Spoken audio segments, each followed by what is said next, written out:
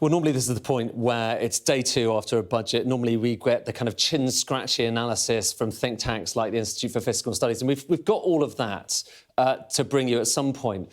Before we get to that, though, I wanted to talk about what's going on in markets, because I was talking to a trader recently, and this trader was saying, aside from the mini-budget, they can't recall another budget in recent years, if not decades, that's gone down this badly in markets.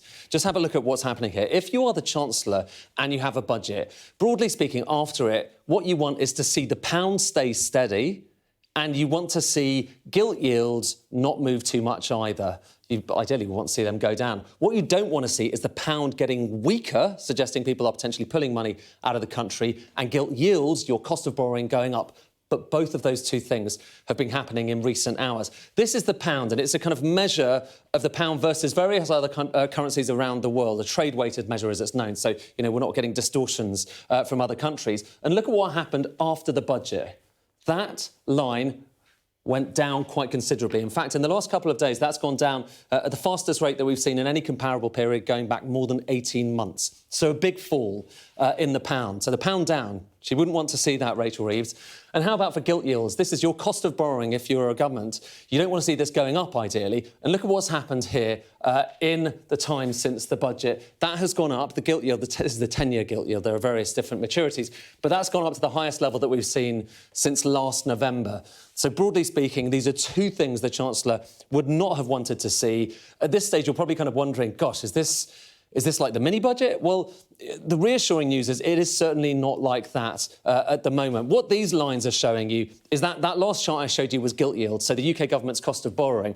What this is showing you is how those gilt yields changed after the mini-budget. They went up through the roof. Just look at that red line there versus what we have here. So they are going up, but they haven't gone up as much as they went up by any means in 2022 when that mini-budget took place. But nonetheless, that will be enough to really concern people at the Treasury, because it suggests that out there in the market, a lot of traders are looking at how much money this government is borrowing, and they're saying, hang on, maybe we're going to charge you more as a result of that. And that has a important bearing for the Chancellor. Not so much because there's the risk of a crisis. It certainly, at the moment, doesn't feel like a crisis point.